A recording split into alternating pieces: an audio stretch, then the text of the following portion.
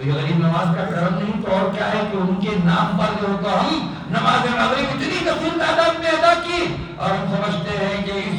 نماز مغرب سے زیادہ کثیر تعداد اب نماز عشاء میں جو ہم ادا کرنے جائیں گے، اور جب یہ نماز عشاء ہم نے پڑھ لی تو اللہ کے پیارے حبیب صلی اللہ علیہ وسلم کے طریقے پر عمل پیرا ہونا ہمارے لیے کامیابی کی دلیل ہے۔ اب ہمارے آقا صلی اللہ علیہ وسلم فرماتے ہیں کہ اب تم نے نماز عشاء پڑھی، اب تم نماز فجر کے انتظام میں اگر تم سو جاؤ گے تو ساری رات تمہارے لیے عبادت میں جو لکھ دی جائے گی، ساری رات تم نمازیں پڑھ رہے ہو اس میں جو تمہاری گنتی کی جائے گی۔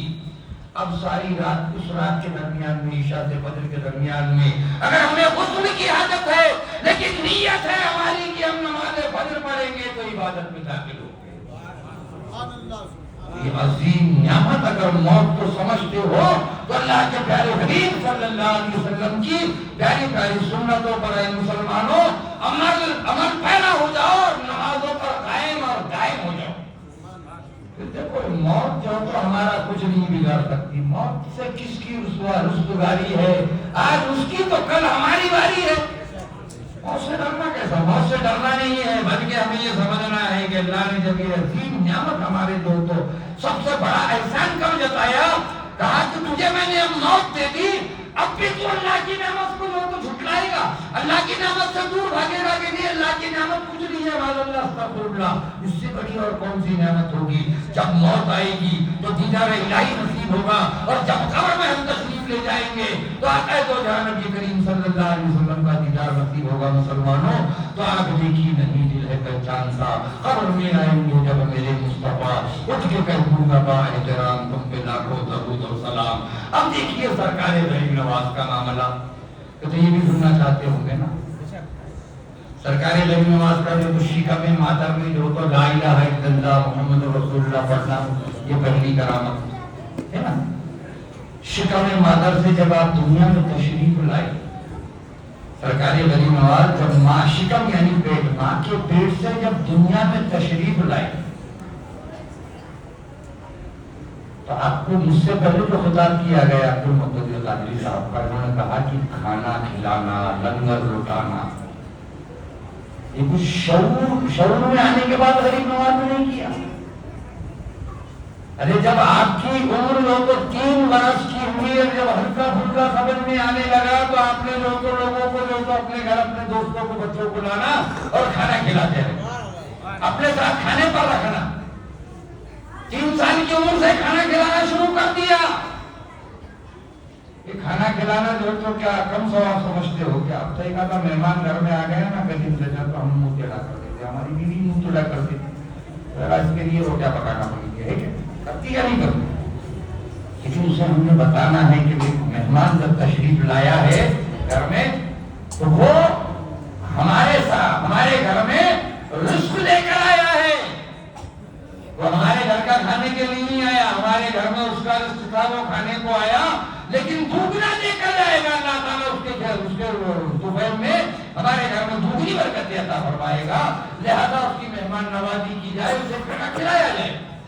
تو سرکار غریب نواز 3 برس کی عمر سے جو کھانا کھلایا کرتے تھے اپنے ساتھ اپنے دوست احباب کو لے کر، اور ہم نے جب پڑھا سرکار غریب نواز کی سوانح ہوئی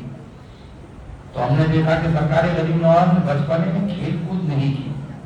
بچوں میں کھیلا کودا نہیں، بالکل جو تو اللہ ہی اللہ میں اپنی زندگی بسر کی ہے نا۔ ایسا ہی واقعہ حضور غوث اعظم کا بھی ہے، آپ جو تو کبھی کھیلنے چلے جاتے تو آپ کو حافظ غیبی سے آواز آتی کہ عبد القادر ہم نے تجھے دنیا میں کھیل کود کے لیے پیدا نہیں کیا۔ یہی معاملہ سرکار غریب نواز کا تھا کہ احمد الدین تجھے کھیل کود کے لیے تھوڑی پیدا کیا گیا ہے، تجھے تو ہمارے دین کے حقانیت کے دونوں ہیں شاہد، ہمارے دین کے حقانیت کے دونوں شاہد ہے، معین الدین اجمیری، محی الدین جیلانی، یہ دونوں کو تو یہ کام نہیں دیا گیا تھا کہ تم دین حنیف کو دوبارہ زندہ کرنے والے ہو، تم جب دین حنیف کمزور پڑ جائے گا تو اے معین الدین اور اے محی الدین تمہیں جو تو دوبارہ جو تو دین حنیف کی تبلیغ کرنے کے لیے ہم نے پیدا کیا ہوا ہے۔ ہم نے دیکھا کہ ہند کے سرزمین پر سرکار غریب نواز جب تشریف لائی، لوگ کہتے ہیں اللہ کے ولیوں کی بارگاہ میں جانا شرک ہے، بدعت ہے، قبروں پر جانا شرک ہے، بدعت ہے، اور وہی قبروں پر جا کر سرکار غریب نواز نے جو تو عطائے رسول جو تو آپ کو جو تو کہا گیا قبر اطہر پر جب آپ نے آخری دی مندارا قبری وجبت لہو شفا. ہمارے آقا تاجدار دو عالم صلی اللہ علیہ وسلم کا فرمان عالی شان ہے کہ جس نے میری قبر اطہر کی زیارت کی گویا اس نے میری عین ذات کو دیکھا اور جس نے مجھے دیکھ لیا میں اس کا جو تو شفاعت کا ذمہ دار ہوں. بتائیے ہمارے آقا صلی اللہ علیہ وسلم فرما رہے ہیں کہ قبر اطہر کی زیارت کرنے والے کے لیے میری بشارت ہے میری قبر اطہر کی زیارت. تو پتہ یہ چلا کہ قبروں کی زیارت کرنا ہمارے آقا صلی اللہ علیہ وسلم کا طریقہ ہے. کیونکہ تو جنگ احد ہوا جنگ بدر ہوا ان کے شہیدوں کی بارگاہ میں ان شہیدوں کی بارگاہ میں ہمارے آقا صلی اللہ علیہ وسلم تشریف لے جایا کرتے تھے اور سلام عرض کرتے تھے. یہ ہمارے آقا کی سنت ہے. تو خواجہ خواجگان عطائے رسول سرکاری غنیم نواز ہند کی سرزمین پر جب تشریف لائے تو میں نے کہا کہ اللہ تعالیٰ اپنے محبوب بندوں کی محبت مخلوق کے سینے میں ڈال دیتا ہے. دنیا کی تمام شے کے جو تو سینے میں محبت ڈال دیتا ہے. جب آپ جو تو مشرکین میں بیٹھے تو آپ سے کہا گیا کہ آپ اگر اللہ اللہ کرتے ہو تو آپ کے اللہ کا کوئی ایسا جلوہ دکھائیے کہ ہم قائل ہو جائے کہ اللہ ایک ہے, ہم مان لیں کہ اللہ ایک ہے, ہم سمجھ لیں کہ اللہ ایک ہے. تو کہا کہ کیا دیکھنا چاہتے ہو؟ کہا یہ آگ جل رہی, اس آگ میں ہاتھ ڈال دو, اگر آپ کا ہاتھ نہیں جلتا ہے تو ہم سمجھیں گے کہ آپ کا اللہ جو تو واقعی اللہ عز و جل ہے. اگر آپ کا ہاتھ جل جائے گا تو ہم سمجھیں گے کہ اللہ اللہ نہیں ہے, سب کچھ ہمارے ہی جو تو ہے نا. تو سرکار غریب نواز نے فرمایا کہ میرا ہاتھ ڈالو, میرا ہاتھ اس آگ میں ڈالا جائے یا پھر میری جو تو پیر میں جو کھڑا ہے وہ ڈالو. تو اور بھی اچھی بات ہے, آپ کے پیر میں جو کھڑا ہوا ہے جو لکڑی کی چپل ہوتی ہے نا, کھڑا ہو گئے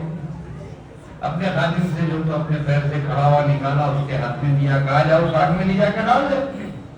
اس نے وہ کھڑا ہوا لیا, آگ میں ڈال دیا, دہکتی ہوئی آگ میں وہ کھڑا ہوا ڈالا گیا. گھنٹوں بیٹھے سرکار غریب نواز اور ان کے اطراف میں مشرکین گھنٹوں بیٹھے رہے. اس کے بعد سرکار غریب نواز نے پھر اپنے خادم سے کہا کہ جاؤ وہ کھڑا ہوا نکال کر لا لے.